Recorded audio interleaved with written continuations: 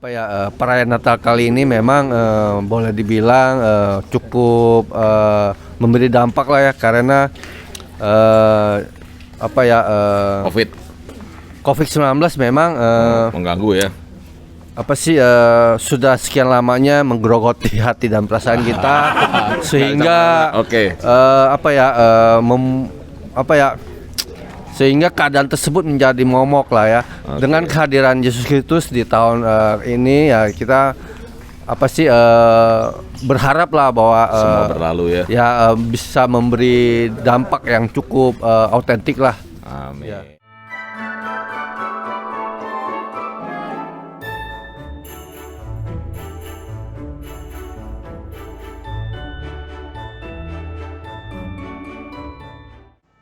Shalom saudara, jumpa lagi dengan saya Mulyadi Irawan dalam acara Mozaik, Miras Obat-obatan Seks dan Zat Adiktif.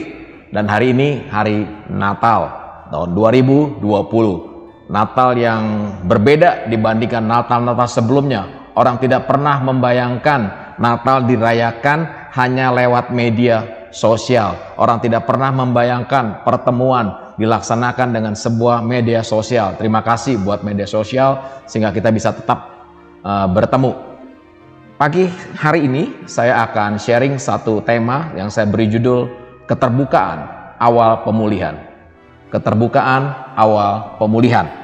Saudara, kalau kita sekarang belanja ke toko atau ke supermarket atau ke toko buah atau kita beli mobil ya, kita selalu menanya produknya. Kita nggak pernah mau beli sesuatu yang kita tidak pernah tahu produknya. Kita mau ada keterbukaan dari pemiliknya. Kita berkata, mana barangnya? Kita mau lihat dulu. Ketika kita lihat, pemiliknya menjelaskan, baru kita mau beli.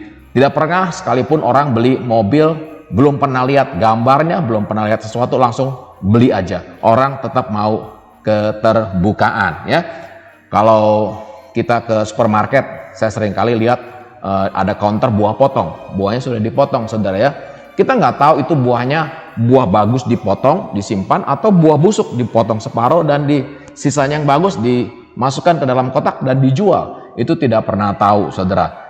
Tapi beberapa supermarket yang premium ya, saya percaya dia jual produknya memang dari buah yang bagus dipotong, sehingga kita sebagai pembeli nggak usah repot kupas, langsung tinggal makan ya. Kalau kita punya langganan kecap misalkan, kita punya langganan itu baik dan berjalan, setiap waktu kita butuh dia kirim. Tapi satu hari kecapnya mulai tidak bagus, rasanya tidak enak, botolnya juga tidak tutupnya baik. Kadang-kadang dia kirim kita barang yang sudah expired. Lama-lama kita komplain, kita bilang kok barang kamu jadi jelek sih sekarang. Nah kalau dia berkata, masa bapak nggak percaya saya?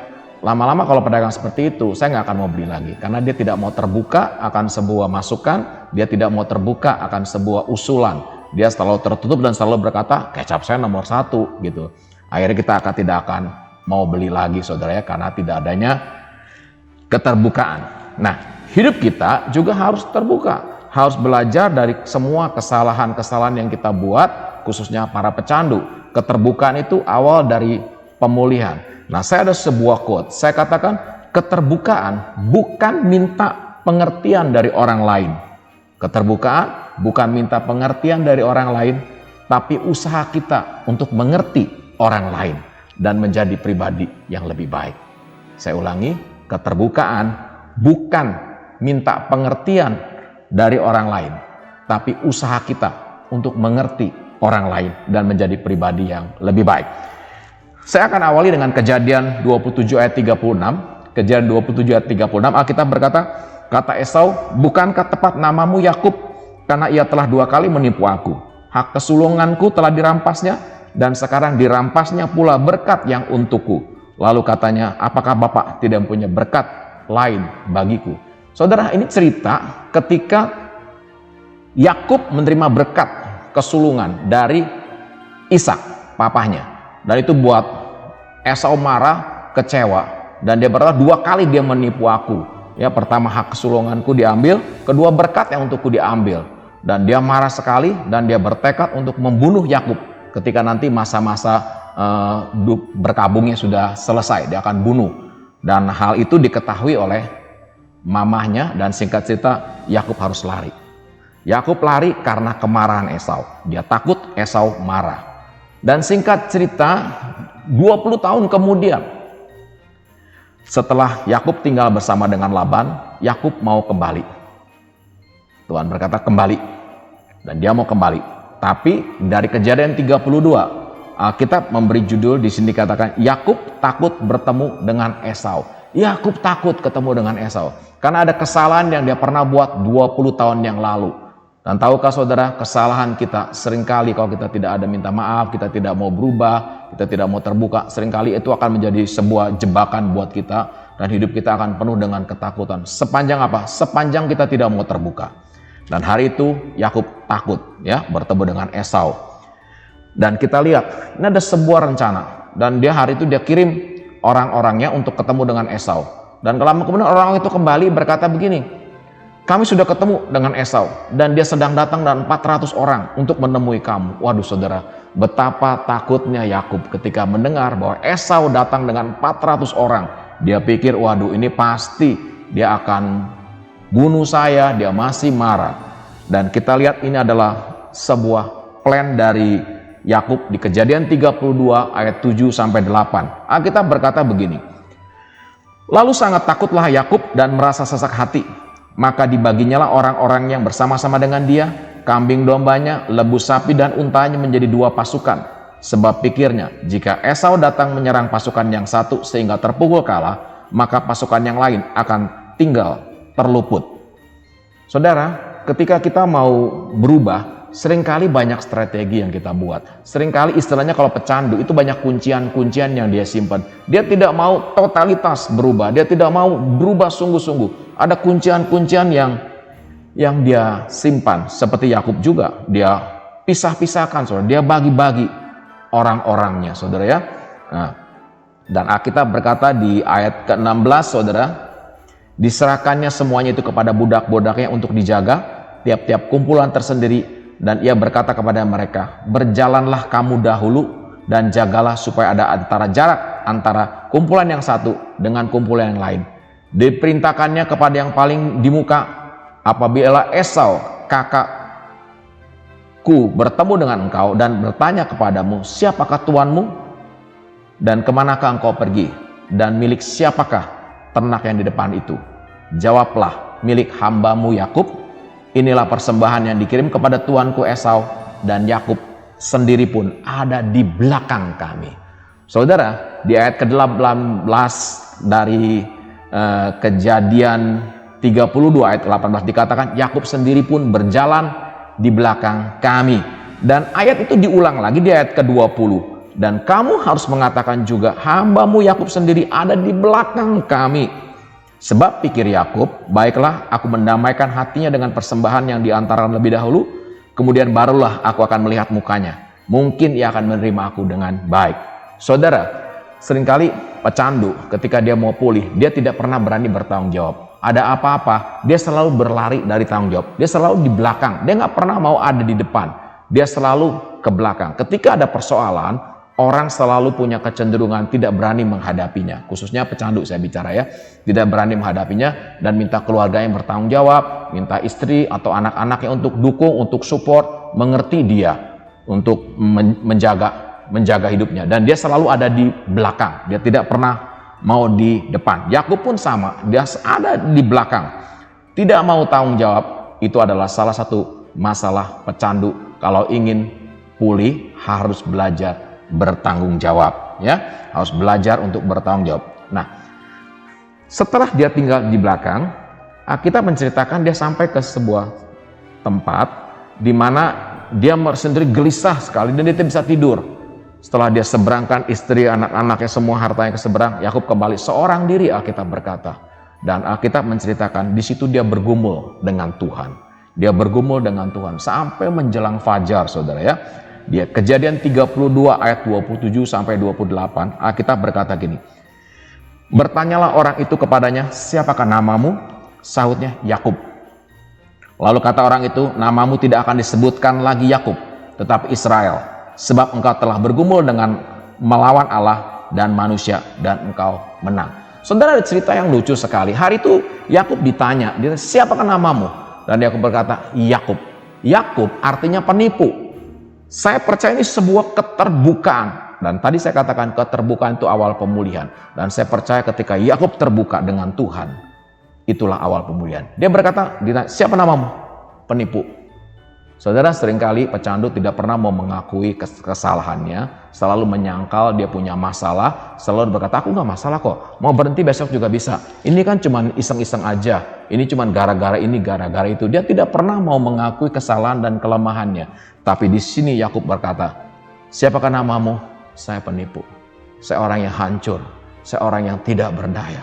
Orang melihat saya rendah, dan dia katakan, saya penipu. Dan Alkitab jelas sekali berkata, lalu kata orang itu, namamu tidak akan disebutkan lagi Yakub. Kamu tidak akan dianggap penipu lagi. Tetapi Israel. Israel artinya Prince of God. Dan Tuhan mau Yakub bertindak sebagai pangerannya Allah. Prince of God. Seorang pangeran Allah adalah orang yang bertanggung jawab. Orang yang berani ambil resiko atas semua kesalahan yang dibuat. Ya. Dan kalau kita lihat dari Kejadian 33 ayat 3, ini momen, saya katakan momen pemulihan. Ketika dia terbuka, dia mengakui dirinya tidak berdaya, saya penipu.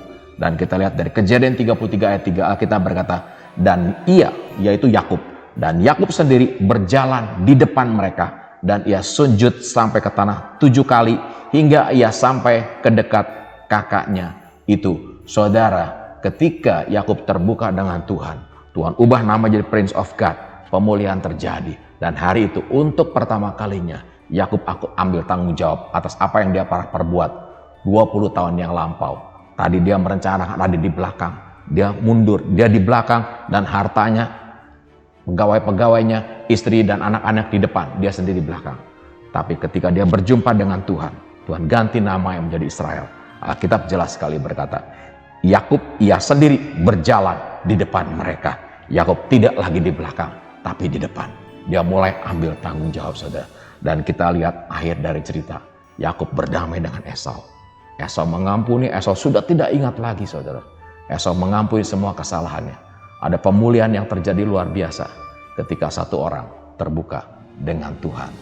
Ketika satu orang sadar dirinya salah. Dan kita ada di Natal, di mana Yesus tahu bahwa tanpa Tuhan kita tidak bisa. Dia kirim anak yang tunggal yang dikasihinya untuk menyelamatkan dunia, untuk menyelamatkan saudara dan saya, karena dia tahu tanpa dia kita tidak bisa, saudara. Dan Yesus ambil contoh, dia jadi yang pertama, dia lahir untuk mati bagi semua dosa kita. Natal adalah Yesus lahir di hati kita, dia tinggal di hidup kita. Dan saya berdoa ketika Yesus tinggal di hidup kita akan menjadi orang yang terbuka. Kita mengakui semua kesalahan kita. Kita mengakui semua kelemahan kita. 12 langkah pemulihan, saudara, dimulai dari langkah pertama yang berkata, kita mengakui bahwa kita tidak berdaya terhadap kecanduan, sehingga hidup kita menjadi tidak terkendali. Mengakui bahwa kita tidak berdaya. Mengakui bahwa kita ini seperti Yakub, penipu, saudara. Gak bisa, selama itu kita berbohong, kita menyangkal. Kita mengakui, saudara.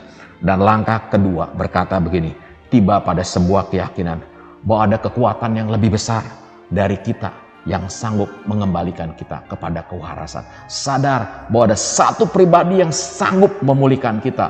Ada satu pribadi yang spesial lahir di malam Natal dan mati nanti buat tebus dosa-dosa kita. Dan dia tidak mati, tapi dia juga bangkit buat kita. Dan saya berdoa hidup kita jadi hidup yang berkemenangan. Lewat Natal, bangkit para pecandu, berhenti dari menggunakan narkoba. Saya berdoa Natal kali ini jadi Natal yang berbeda, dan kita percaya Indonesia bebas narkoba.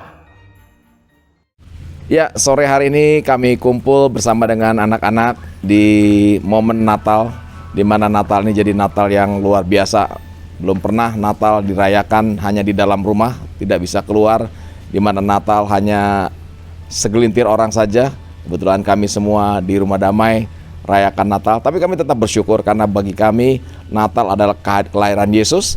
Yesus lahir di hati kami, itu jauh lebih penting daripada kami harus bisa pergi jalan-jalan. Natal di rumah jauh lebih enak. Dan kita tanya beberapa anak, apa kesan Natal mereka kali ini? Yuk kita tanya siapa ya? Heski dulu nih.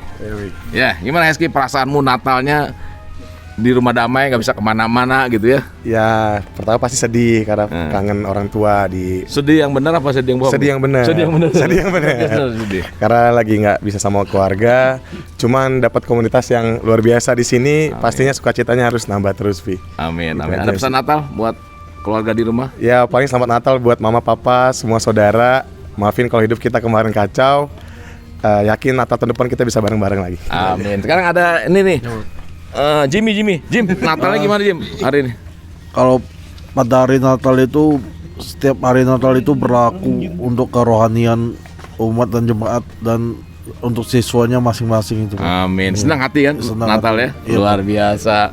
Martin, gimana Natal buat kamu?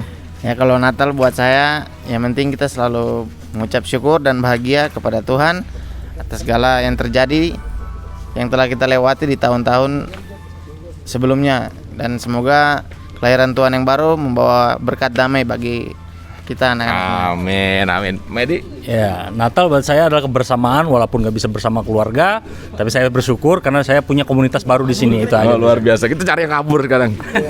Banyak pada yang mepet-mepet nih. Nah, ini dia nih. Ya. Ada pesan Natal? Ya sedih sih jauh dari orang tua, cuman tetap sukacita, tetap dalam Tuhan aja. Kalau mama ada situ mau ngomong apa? Maaf, apa namanya? Ya minta maaf aja atas kesalahan-kesalahan yang lalu, biar ya dengan Natal ini hidup baru lagi, Bi. Amin. Itu aja, Bi. Natal ini hidup baru yang lebih baik ya. Amin. Oke, siapa lagi nih? Lu paling jauh nih. Ini pokoknya nggak lari. Yang ngumpet dicari aja pokoknya. Iya, Gimana Natal? ya Natal kali ini sedih ya, maksudnya karena ada di sini dan juga lalu-lalu juga belum pernah Natal bareng gitu. Semoganya kedepannya bisa Natal bareng. Amin. Tapi ada kita semua di sini ya, Ya, amin. yang bisa Ada yang saling mendukung. mendukung gitu ya, dan tetap buat kita Natal adalah Yesus lahir di Iya, hati. amin, Pi. Amin. Leo, gimana pesan Natal? Pesan Natal kita kali ini ya moga-moga di tahun yang akan datang lebih obsesi lah ya, dalam arti yang lebih konkret. Perayaan Natal kali ini memang boleh dibilang cukup memberi dampak lah ya, karena COVID-19 memang Mengganggu ya. sudah sekian lamanya menggerogoti hati dan perasaan kita sehingga Oke. sehingga keadaan tersebut menjadi momok lah ya. Dengan kehadiran Yesus Kristus di tahun ini ya, kita berharap lah bahwa Semua berlalu ya. bisa memberi dampak yang cukup autentik lah. Amin, Ya, amin. sekian. Luar biasa. Siapa lagi ya? Hah? Enggak, kayaknya hening ya sini, diem gitu. Terus semua kayaknya gimana? Ini dia nih. Ini mesti juga nih. Gimana Natal kali ini? Ada yang spesial nggak? Ya, kalau menurut saya setiap Natal itu saya merasa spesial lah, karena kelahiran Juru Selamat. Jadi ya kelahiran Juru Selamat artinya itu hidup kita itu harus diperbarui lagi, lebih baik lagi dari tahun ke tahun. Jadi masa lalu kita tinggalkan untuk masa depan kita menuju lebih baik lagi. Amin. Kayaknya Ricky udah pengen ngomong dari tadi nih. Gimana Rick, Natal kali ini? Ya, walaupun saya juga nggak pernah merayakan Natal ya, tapi saya senang berada di sini dengan teman-teman semua merayakan Natal di rumah damai. Ya, saya harap di Natal kali ini membawa kedamaian buat kita semua di tempat ini. Saya sih terima kasih. Amin. Immanuel, gimana Natal? Natal hari ini ya ekspektasinya merayakan Natal dengan saat kematian Yesus Kristus, bahwa percaya penuh bahwa kita orang selamat, dan untuk ke depan pesan mau minum obat biar nggak angot. Terima kasih. Amin ya, minum obat yang teratur supaya tetap sehat. Ya. Amin. Ini banyak semua pada obat. Kita cari satu lagi deh. Oh iya, Roni. Nah, kita bandingin dulu waktu dia datang kan. Bulan apa kamu datang? Maret ya? Akhir Maret. Badanmu kecil ya? Berapa kilo? Kayak capung ya, capung jarum. Kalau capung masih gemuk loh, ini capung jarum yang kecil gitu ya. Berapa kilo? Awal masuk 53 kilo. Sekarang? 81. 5381 berapa tuh? Sampai lupa gitu kalau yang hitung. Banyak. 28 kilo. Hah? 28 kilo ya. Waduh. Jadi perasaanmu Natal ini tambah berat apa susah napas atau gimana ya? Sebenarnya sih ya kalau Natalan itu harus penuh sukacita ya, tapi di tempat ini kayaknya nggak penuh sukacita. Tapi gimana pun nggak punya sukacita di tempat ini? Ya punya sukacita, Oh, punya sukacita. Tetap punya sukacita, Pi. Di sini gimana pun tetap di sini sama saja, tetap sama keluarga, sama aja di sini semua kita keluarga, biarpun berbeda-beda tetap satu lah di tempat ini. Amin, Biarpun. amin. Luar biasa ya. Ayo kita Pak Paulus ya, ini yang senior nih. Senior Ya, kita. nih. Terima kasih, Pi. Natal kali ini ya, walaupun saya tidak di rumah, saya tetap bersyukur ya, walaupun Natal di rumah damai ini sama Papi, sama teman-teman keluarga, rasanya senang, Pi.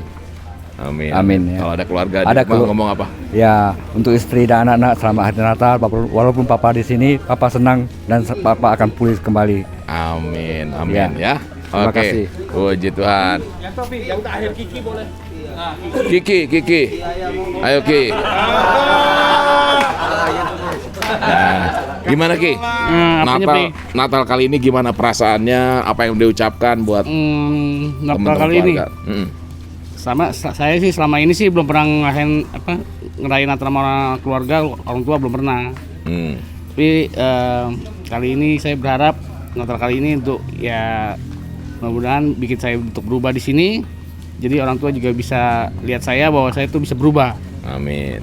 Dan itu aja, Pi. Natal artinya perubahan, jadi yang lebih baik, jauh lebih jadi baik, yang lebih sehat, Betul, dan Pi. jadi berkat ya. Iya, Pi. Amin, Oke, thank you, amin. Pi. Yuk. Ya, sekarang kita mau ketemu sama Steven. Kita tanya dia, buat dia Natal artinya apa, Pen? Natal bagi kamu apa? Kamu tanggal berapa? Tanggal 6 Januari masuk. Waduh, berarti Bentar lagi pulang, Pi. nggak usah ditanya nih, ntar lagi pulang gitu ya. Bagi kamu Natal itu apa? Ya jujur selama dulu sampai ya ini pertama kali saya merasakan Natal. Ya, dan Natal itu kan identik dengan kado atau hadiah. Ya jujur saya ngerasa sangat bersyukur bisa ada di sini, dan kado yang terindah adalah semoga saya bisa menjadi manusia baru yang tidak lagi mengecewakan keluarga tapi akan membuat keluarga merasa bangga. Amin, amin. Nanti Januari kamu udah pulang ya? Kamu dari Bali ya? Bali ya. Padahal Bali lagi sepi loh. Kamu pulang mau ngapain sepi di sana Bali? Pulang ketemu sama orang tua, minta maaf sama nemenin mereka dulu. Mungkin habis itu rencana balik lagi ke sini, Pi, sambil nyari masa depan yang baru, lingkungan yang baru, yang jelas yang dimana saya merasa aman dan nyaman. Oke, sama-sama kita gitu ya. Kita mulai tata hidup ke depan di tahun yang baru. Kita berdoa 2021 sungguh jadi tahun perubahan, jadi tahun dimana Steven mulai tata hidup yang baik gitu ya. Ya, buat papa mamanya selamat Natal tahun baru gitu. Dan kamu sih sebenarnya Imlek kali baru balik ya. Setelah Imlek gitu ya. Imlek dulu di sana ya. Oke, enjoy your day in Bali. Walaupun Bali lagi sepi, tetap akan ramai kalau dia pulang. Ya, oke, thank you ya. Sukses selalu. Bye. Dari lokasi Rumah Damai, saya Mulyadi Irawan ingin mengucapkan selamat hari Natal dan tahun baru. Berdoa tahun ke depan adalah tahun-tahun yang indah yang Tuhan siapkan, dan tahun-tahun 2020 jadi tahun kenangan yang manis buat kita semua. Tuhan Yesus memberkati. Selamat Natal, tahun baru. Tuhan Yesus memberkati Indonesia.